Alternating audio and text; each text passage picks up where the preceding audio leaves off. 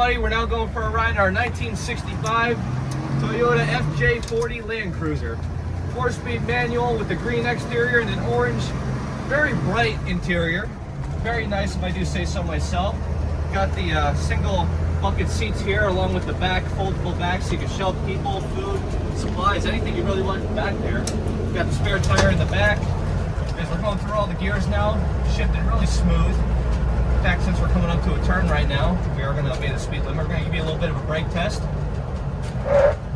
Got really strong brakes.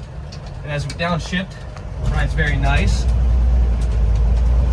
One of the things I do like about this car is that it's especially made for off-road, so especially down here in Florida is when you got the outskirts of town, you can take this back there, drive it through the mud. You don't have to worry because this thing is made to be off-road. Other than that, it's a very nice little driver, and hopefully you'll get to take it home. Anyway, now we're going to get her on the lift. Please stay tuned to see the underneath.